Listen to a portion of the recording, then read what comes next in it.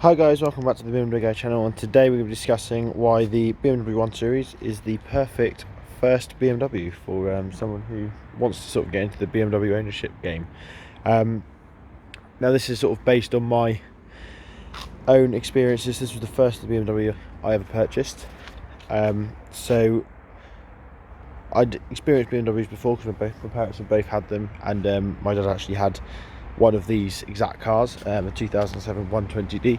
His is a 2005, so it was pre-facelift, with the 160 brake horsepower engine, actually the more reliable one. But yeah, so this is going to be sort of a quick video explaining what I've sort of learned along the way, and what I'd recommend to anyone sort of looking for their first BMW. So yeah, without further ado, let's get underway. So I bought this car probably about 15 months ago, just over a year, and I bought it for £4,400. It's the 120D M Sport, as I said before, with the M47 engine. When I bought it, I had 80,000 miles on. It's now a year later, and I've got 98,000 miles on it now. So I've learned quite a bit. I've also spent quite a bit on it, as I've detailed in the other video before. But yeah, so far it's been an excellent car.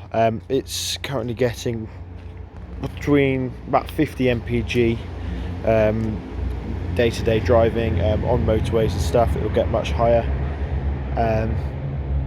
and it sort of has been a nice little introduction to BMW. It's got a lot of the traits that make BMW sort of so famous, such as like so you've got classy styling, a nice spec,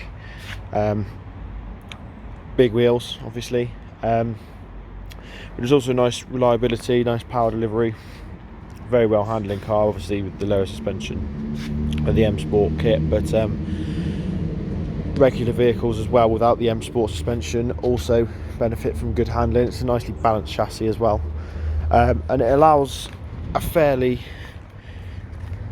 not low cost, but lower cost than most BMWs ownership experience.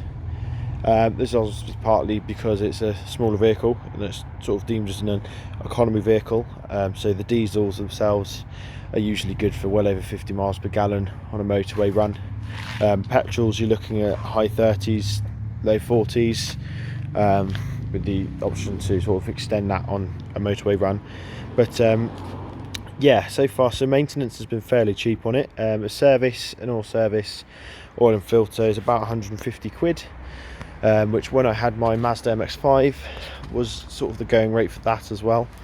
In terms of the maintenance schedule, it's sort of best not to listen to the BMW one and sort of go with what you would as a regular vehicle. I would definitely suggest changing the oil less than 10,000 miles, and do sort of the other stuff as condition based as per the BMW manual, just because these engines, the diesel engines, are prone to a few issues when they're not maintained correctly. Another thing that's offered me is a nice bit of practicality. So it's sort of a good sized hatchback vehicle. It's not great for carrying loads of passengers, but the amount of times I actually do that is very low. We've also got full leather interior, AUX and everything like that, which makes it good for just your everyday driving really. In terms of a young person's vehicle, they're fairly cheap to insure and run, which is the main thing. Tax on this car is 120 quid, but the slightly newer diesels, and the sort of the more economical end of the spectrum, you're more looking at about 30 quid in some cases. So yeah, that's sort of a quick overview of why I think this is such a good first BMW for young people. So yeah, let me know your thoughts. Don't forget to like, comment, subscribe on the video. Let me know what you guys think about this, whether you're a young person with this car. I'm only 21, and this car suits me down to the ground. Obviously it'd be nice to have a 330Z X drive, but sometimes budget, etc., doesn't actually stretch that far. But yeah, thanks for watching, guys, and I'll see you in the next one. Cheers.